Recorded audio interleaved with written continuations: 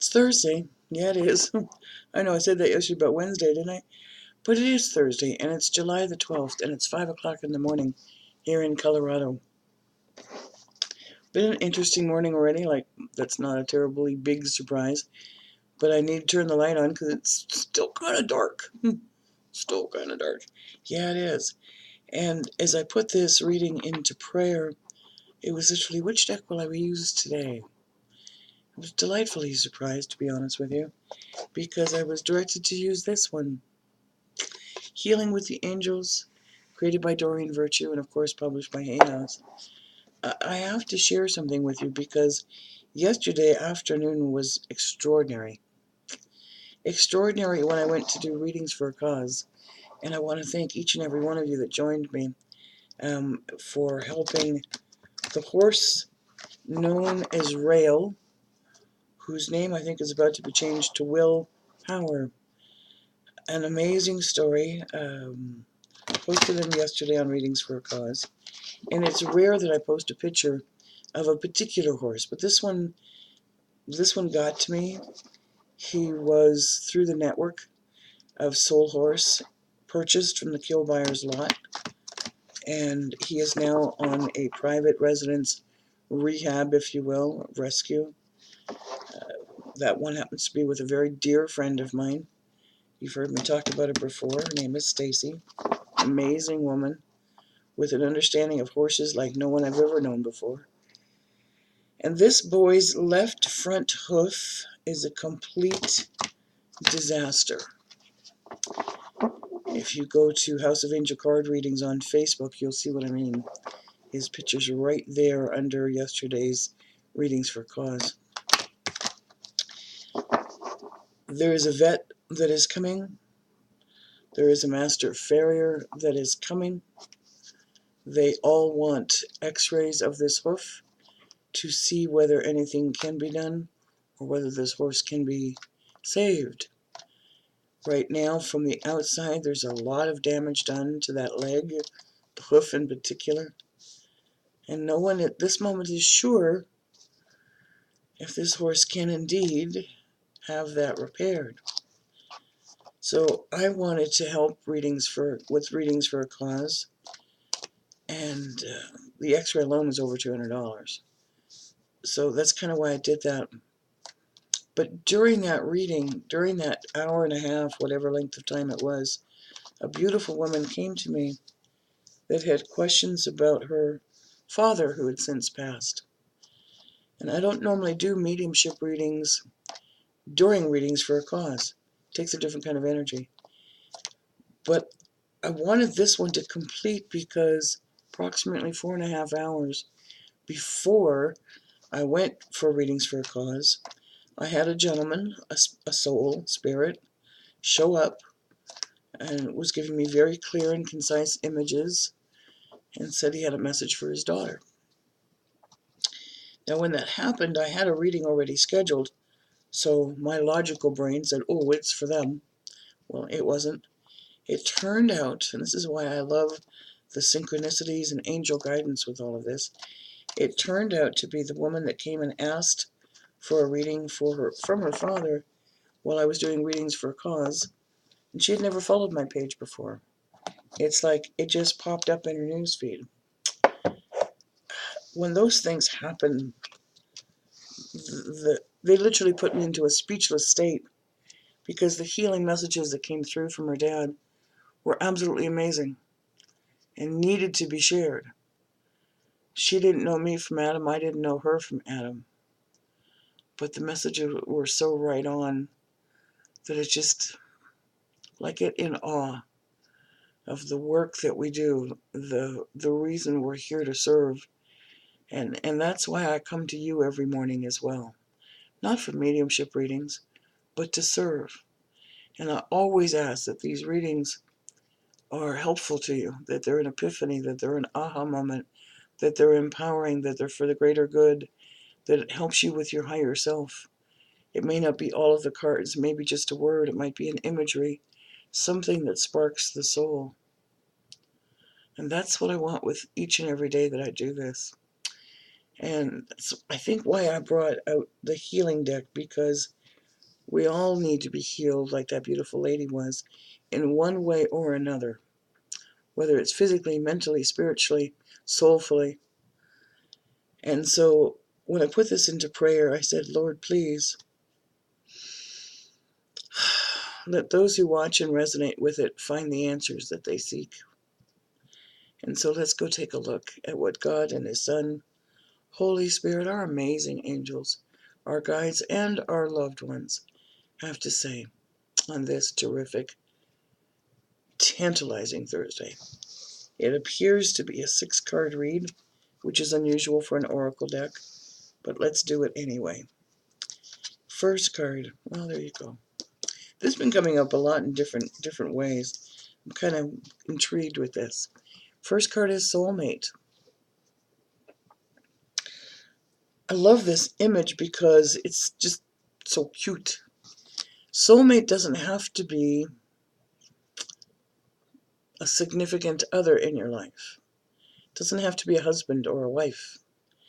It can be, and most often is. But a soulmate is someone that you have journeyed with before, and they feel instantly familiar. It's like almost from the very get-go, you can finish their thoughts, they can finish yours. It can be a mother, it can be a father, it can be an aunt, it can be an uncle, it can be a sibling, it can be a co-worker, it can be a best friend. It can also be a significant other. So are you looking for your soulmate? We have many soulmates, not just one. In my belief, we travel through a variety of lifetimes until we learn the lesson that we're supposed to learn and to get to that evolvement. And our soulmates help us do that. Next card. This is coming up a lot too. Stay focused. Don't allow the craziness, the pressures of the world, the worries, the fears, the anxieties, the procrastination stop you from doing what you need to get done. Stay focused. And stay focused in a positive way. Stay focused on what your life purpose really is. Stay focused on your goals. Keep the faith. Keep the trust. And don't let the fear, false evidence appearing real, change you from your path. Next card. Wow. Hello, darling. Archangel Michael. God, I love this Archangel. Our protector, our shielder, the person who guides us on our life purpose. Kind of takes care of all the rest of the archangels as well. One of the few that is mentioned in the Bible. Archangel Michael's got your back. And if you're feeling uncertain, put it into prayer and ask God to send you Archangel Michael to shield, to protect, to guide. Next card. You might pick up on the first one. Romance. Hello. Is your soulmate your significant other? Were you looking to get into a new romantic relationship? Did you need to spark the current relationship that you're in by having a little bit of fun, having a little bit more romance? Sometimes it takes a nudge to reignite the passion and the romance in your life. Sometimes we get all caught up in work and children and play and chauffeuring and laundry and neighbors and co-workers and drama and social media that we forget to stop and remember why we fell in love in the first place. Maybe you just need a little bit of time to remember and do something special for each other. And next card. Powerful reading. Manifestation. What are you manifesting? What are you manifesting? That's a really good question. Indeed, stop and ask yourself that. What is manifesting in my life? Your thoughts or things? Are you manifesting your thoughts? If you were thinking only about worry, fear, anxiety, what if, despair, devastation, knock on wood, all of that stuff, then that's what you're manifesting. If you're manifesting on how ill you are, again, knock on wood, how afraid you are, how worried you are, then that's what you're manifesting. What are you manifesting in your life? What are you trying to accomplish? Turn it around. Let go of the past. You hear me say it all the time. Let go and let God. And focus on what it is you truly want.